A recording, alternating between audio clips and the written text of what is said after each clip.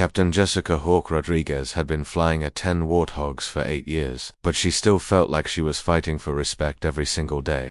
At Forward Operating Base Thunder in eastern Afghanistan, the male pilots would gather around the coffee machine each morning, sharing stories of their latest missions while she sat alone at a corner table, reviewing flight plans that nobody seemed to care about. "Look, there's our diversity hire," whispered Lieutenant Colonel Brad Morrison as Jessica walked past the briefing room. His voice carried just loud enough for her to hear, followed by muffled laughter from the other pilots. Jessica kept walking, her jaw clenched tight, but her hands steady on her flight helmet. She had grown up in a small town outside San Antonio, Texas, where her father ran a mechanic shop and her mother worked double shifts as a nurse. Jessica was the youngest of 4 kids and the only girl. Her 3 older brothers had all joined the military, but none of them flew planes. When she announced her intention to become a pilot, her eldest brother Carlos just shook his head. "A man's job, Jess. You should stick to something safer." But Jessica had always been drawn to the sky. As a child, she would lie on the roof of their garage, watching military jets from nearby Lockland Air Force Base streak across the Texas sunset. She knew from the age of 10 that she wanted to be up there, controlling those powerful machines, making a difference. The path hadn't been easy. Flight school was brutal, with instructors who seemed determined to wash her out. "Women don't have the upper body strength for combat flying," one had told her after a particularly challenging simulation. "Maybe you should consider transport, planes instead." Jessica proved them wrong, graduating 3rd in her class and earning her wings as an A-10 pilot. The A-10 Thunderbolt II, nicknamed the Warthog, was an ugly, slow aircraft that nobody else wanted to fly. While other pilots dreamed of sleek F-16s or F-22 Raptors, Jessica fell in love with the Warthog's brutal effectiveness. Built around a massive 30mm cannon, the A-10 was designed for one purpose: close air support for ground troops. Now, at FOB Thunder, she was part of the 354th Fighter Squadron, providing air support for Special Operations Forces operating in the region. But despite her perfect safety record and dozens of successful missions, she was still treated like an outsider. "Rodriguez, you're on standby today," announced Major Tom Bradley during the morning briefing. "We've got a Navy SEAL team requesting close air support for a high-value target operation. Morrison and Jenkins will take lead." Jessica felt her stomach drop. This was the 3rd time this month she'd been passed over for a critical mission. "Sir, with respect, my aircraft is fully mission-ready, and I have more flight hours in theater than both Morrison and Jenkins combined." Major Bradley barely looked up from his clipboard. "The SEALs specifically requested our most experienced pilots. This isn't a training mission, Rodriguez." The implication stung. After 8 years of flying and countless successful missions, she was still being treated like a rookie. Jessica watched Morrison and Jenkins swagger out of the briefing room, already planning their post-mission celebrations. Later that afternoon, Jessica sat in the pilot's lounge, reviewing intelligence reports and updating her tactical knowledge. She always stayed current on enemy positions, weapon systems, and friendly force locations. Even when she wasn't flying missions, her dedication was noticed by some of the ground crew, who appreciated her thorough pre-flight inspections and genuine concern for their safety. Captain Rodriguez, a young airman, approached her table hesitantly.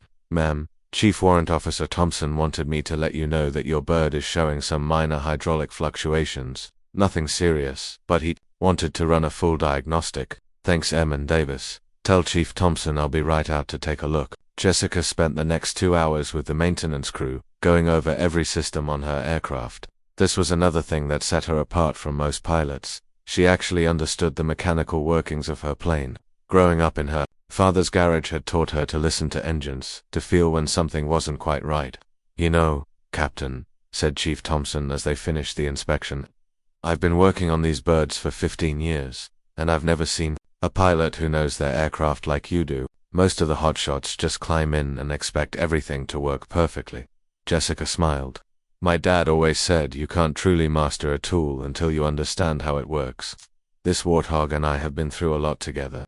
That evening, as she sat in her small quarters writing a letter to her parents, Jessica heard commotion outside. Through her window, she could see Morrison and Jenkins being helped out of a medical vehicle. Their mission had gone badly. Morrison's aircraft had taken ground fire and suffered engine damage, forcing an emergency landing at a forward airstrip. Jenkins had aborted his attack runs after receiving conflicting radio calls, leaving the SEAL team without adequate air support. The SEALs had completed their mission, but barely. 3 team members were wounded, and the high-value target had escaped. Jessica felt a mix of sympathy for the injured SEALs and frustration that she hadn't been given the chance to support them properly as she prepared for bed. Jessica reflected on her journey so far. Every challenge had made her stronger. Every insult had fueled her determination. She knew that somewhere out there, American soldiers were counting on pilots like her to bring them home safely. That was worth more than any amount of respect. From people who couldn't see past their own prejudices, tomorrow would bring new challenges, new opportunities to prove herself. Jessica Hawk Rodriguez was ready for whatever came next.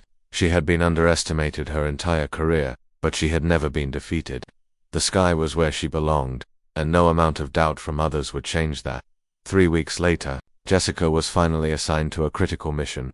Intelligence had located a high-value terrorist leader in a compound near the Pakistani border. A Navy SEAL team, calcined Trident, would conduct a night raid to capture or eliminate the target. Jessica would provide close air support from her A-10 and calcined Hawkeye 1 as she suited up in the pre-dawn darkness. Jessica felt the familiar mix of nerves and excitement that preceded every combat mission. She had flown dozens of support missions, but this one felt different. The intelligence briefing had been unusually detailed, and the SEAL team leader, Lieutenant Commander Jake Mongoose Patterson, had specifically requested the most reliable pilot available. Rodriguez, Major Bradley had said during the mission briefing, "I know you've been wanting a high-profile assignment. Well, here it is. Don't screw it up." The backhanded way he'd given her the mission stung, but Jessica was determined to prove herself. She completed her pre-flight inspection with meticulous care, checking every system twice. Chief Thompson and his crew had worked through the night to ensure her Warthog was in perfect condition. "She's purring like a kitten, Captain," Thompson reported. "Full ammunition load, all systems green. Bring our boys home safe." Jessica climbed into the cockpit as the sun began to rise over the Afghan mountains. The familiar weight of her helmet, the smell of jet fuel, and the comfortable embrace of her ejection seat all felt like coming home. This was where she belonged. The flight to the target area took 45 minutes. Jessica maintained radio contact with the SEAL insertion team, monitoring their helicopter approach while staying at a safe distance. The compound was located in a narrow valley surrounded by rocky hills that would limit her attack angles but provide cover from enemy surface-to-air missiles. "Trident Actual, this is Hawkeye 1. Jessica radioed as she reached the patrol area. "I'm on station, ready to provide close air support as needed." "Copy. Hawkeye 1, we're 5 minutes out from insertion. Maintain overwatch pattern and wait for our call." Jessica began flying a racetrack pattern at 15,000 feet, high enough to avoid small arms fire but low enough to provide immediate support when needed. Through her targeting pod, she could see the compound clearly, a collection of mudbrick buildings surrounded by high walls, with several guard posts visible. The SEAL insertion went smoothly. 2 Black Hawk helicopters dropped the 12-man team at a landing zone 2 kilometers from the target, then departed quickly to avoid detection. Jessica watched through her sensors as the SEALs moved silently through the darkness, their heat signatures barely visible even with her advanced thermal imaging. "Hawkeye 1, Trident Actual, we're at the outer perimeter. Multiple sentries visible. Request you identify escape routes and potential reinforcement positions." Jessica switched to her wide-area surveillance mode, scanning the surrounding terrain. "Trident Actual, I count 3 possible escape routes to the north, east, and southeast. There's a vehicle compound about to click steer west that could be a reinforcement staging area. I also see what looks like a heavy machine gun position on the northeast corner of the main building." "Good copy. Hawkeye, stand by while we move into position for the next 20 minutes. Jessica maintained silent overwatch as the SEAL team infiltrated the compound. Her role was crucial but invisible. She was their guardian angel, ready to rain destruction on any threat that emerged. This was the kind of mission she had trained for, the reason she had endured years of skepticism and discrimination. Everything went wrong. Hawkeye 1, Trident Actual were compromised, taking heavy fire from multiple positions. Request immediate close air support on the compound buildings. Jessica's heart rate spiked as she saw muzzle flashes erupting all around the compound. The SEALs had walked into a trap. The intelligence had been wrong, or the enemy had been tipped off. Instead of capturing a sleeping terrorist leader, the team was fighting for their lives against a well-prepared enemy force. "Trident Actual, Hawkeye 1, I'm rolling in now. Mark your positions with infrared strobes and get your heads down." Jessica pushed her throttles forward and dove toward the compound. Through her targeting systems, she could see the chaos below. The SEALs had taken cover behind a low wall near the main building, while enemy fighters were shooting at them from multiple buildings and guard positions. The first attack run had to be perfect. The SEALs were pinned down in close proximity to the enemy positions, leaving Jessica with minimal margin for error. One mistake could kill the very people she was trying to save. As she lined up her first attack, Jessica felt all the training and preparation of the past 8 years crystallize into this single moment. Every slight, every doubt, every challenge had led to this. 12 American heroes were counting on her precision and skill to survive. Trident 12 gun run, inbound from the south. Danger close. Stay down. Jessica's finger found the trigger for her 30mm cannon as she dove toward the compound at 400 miles per hour. The moment of truth had arrived, and Captain Jessica Hawk Rodriguez was ready to show everyone exactly what she was capable of. Jessica's first gun run was a masterpiece of precision flying.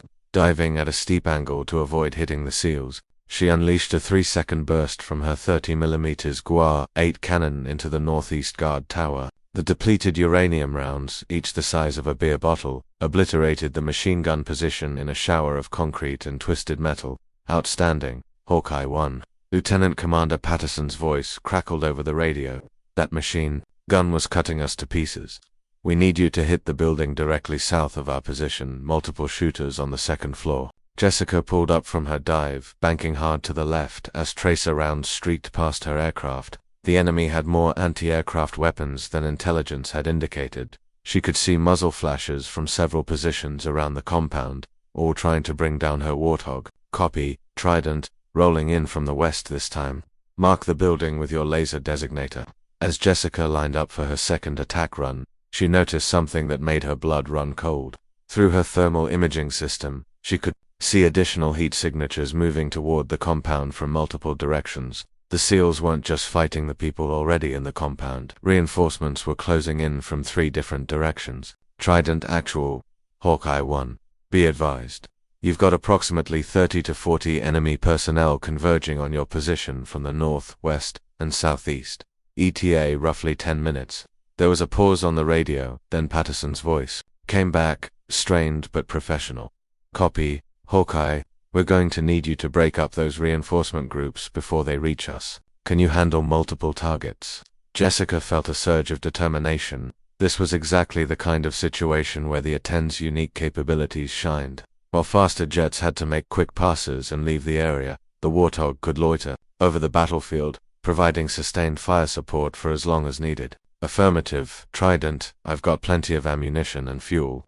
Let's even the odds. Jessica rolled into her second attack run, this time targeting the building where enemy fighters were shooting down at the SEALs. Her cannon rounds walked across the second-floor windows like a deadly typewriter, silencing the threats inside. Concrete dust and debris filled the air as the building partially collapsed. Trident Act. While that building is neutralized, I'm moving to engage the northern reinforcement group. Banking sharply to the north, Jessica spotted the first group of enemy reinforcements, about a dozen fighters moving through a dried riverbed toward the compound. They had spread out in a tactical formation, making them a challenging target, but Jessica had trained for exactly this scenario. She came in low and fast, using the terrain to mask her approach until the last second. The enemy fighters scattered when they heard her engines, but there was nowhere to hide in the open ground. Jessica's cannon fire swept across their position, the distinctive brute sound of the GAU-8 echoing off the valley walls. Northern group is neutralized, Jessica reported as she pulled up from the attack, moving to the western approach. The western reinforcement group had reached a small village about a kilometer from the compound. Jessica could see them taking cover behind buildings, trying to use the civilian structures as shields. This presented a moral dilemma that every close air support pilot dreaded: how to engage enemy forces while protecting innocent civilians. Trident Actual Western Group has reached the village.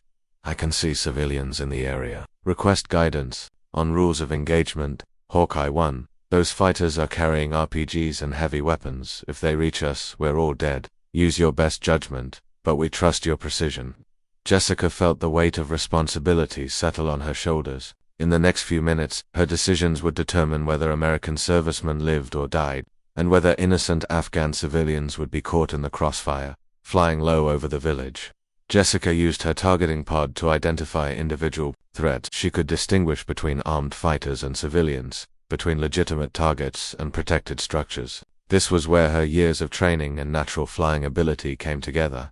Instead of using her cannon in the village, Jessica selected one of her Maverick missiles. The precision-guided weapon would allow her to hit specific targets without causing excessive collateral damage. She identified a building where several armed fighters were positioned and locked onto it with her laser designator. Missile away, Jessica announced as the Maverick streaked toward its target. The explosion was precise and devastating, eliminating the threat while leaving surrounding buildings intact. Incredible shot, Hawkeye, one of the SEALs radioed. You just took out their command element. But Jessica's work wasn't finished. The Southeastern Group was the largest, nearly 20 fighters with heavy weapons and vehicles. They were moving up a winding mountain road that would bring them to high ground overlooking the compound. If they reached those positions, they would have clear shots down at the SEALs. Trident, I'm engaging the Southeastern Group before they reach the high ground. This might get a little loud. Jessica rolled into a steep dive, lining up on the convoy of vehicles climbing the mountain road. At this angle, she could use her cannon to devastating effect without endangering the SEALs below. The enemy vehicles, pickup trucks, mounted with heavy machine guns and carrying armed fighters, were perfect targets for the Warthog's primary weapon. Her first pass destroyed the lead vehicle, blocking the road and trapping the rest of the convoy. On her second pass, she eliminated 2 more vehicles, turning the mountain road into a graveyard of twisted metal and abandoned equipment. Southeast Group is finished, Jessica reported. All reinforcement routes are clear. How are you doing down there, Trident? Hawkeye 1, you just saved our lives, Patterson replied. We've secured the compound and captured 3 high-value targets. Extraction helicopters are inbound, ETA 15 minutes. As Jessica climbed back to her patrol altitude, she felt a profound sense of satisfaction. She had just executed one of the most complex close air support missions of her career, neutralizing multiple threats while protecting both American forces and Afghan civilians. Every shot had been precise, every decision carefully calculated. But her mission wasn't over yet. She would maintain overwatch until the SEALs were safely extracted, ready to engage any new threats that might emerge. Captain Jessica Hawk Rodriguez had proven herself under the most demanding circumstances possible, but she knew that the real test would come when she returned to base. The extraction went flawlessly. Jessica maintained protective overwatch as the Black Hawk helicopters landed, and picked up the SEAL team, along with their 3 captured high-value targets. As she watched the helicopters disappear into the dawn sky, Jessica felt the familiar post-mission mixture of relief and exhaustion. The flight back to FOB, or Thunder, gave her time to process what had just happened. In the span of 2 hours, she had engaged multiple enemy positions, prevented the annihilation of an elite SEAL team, and helped capture important terrorist leaders. It was the kind of mission that should have made headlines, the kind of performance that should have silenced her critics forever. When Jessica landed at FOB Thunder, she was surprised to find Major Bradley and several other officers waiting on the flight line. Chief Thompson and his maintenance crew were there too, along with a small crowd of enlisted personnel who had been monitoring the radio traffic from the mission. Outstanding work out there, Rodriguez, Major Bradley said as Jessica climbed down from her cockpit. For the first time since she'd arrived at the base, he seemed genuinely impressed. I've been flying for 20 years, and I've never seen precision like that in a danger-close environment. Jessica nodded politely, still processing the mission herself. Thank you, sir. The Warthog performed perfectly, and the ground crew did excellent work preparing the aircraft. Chief Thompson stepped forward, a broad grin on his weathered face. Captain, we monitored the entire mission from the tower. That was some of the finest flying I've ever witnessed. You saved a lot of lives today. As Jessica walked toward the debriefing room, she noticed that the other pilots were watching her with something she'd never seen before: genuine respect. Morrison and Jenkins, who had been so dismissive just weeks earlier, nodded approvingly. As she passed, the mission debriefing lasted 3 hours. Jessica provided detailed accounts of each engagement, the ammunition and the tactical decisions that had led to success. The intelligence officers were particularly interested in her observations about enemy reinforcement patterns and weapons positions. Captain Rodriguez, said Colonel Amanda Hayes, the base intelligence officer, your real-time battlefield assessment was crucial to understanding the enemy's defensive preparations. The information you provided will help us plan future operations in this area. After the formal debriefing, Jessica was approached by Lieutenant Commander Patterson, who had flown back to FOB Thunder specifically to speak with her. The SEAL team leader was a compact, intense man with the quiet confidence that came from years of dangerous missions. "Captain, I need you to understand something," Patterson said, his voice serious. "My team has worked with a lot of pilots over the years. Air Force, Navy, Marines. What you did today was beyond exceptional. You didn't just provide close air support, you conducted a symphony of precision warfare that saved 12 American lives." Jessica felt a warmth in her chest that had nothing to do with the Afghan heat. "Thank you, Commander. I was just doing my job." "No," Patterson shook his head.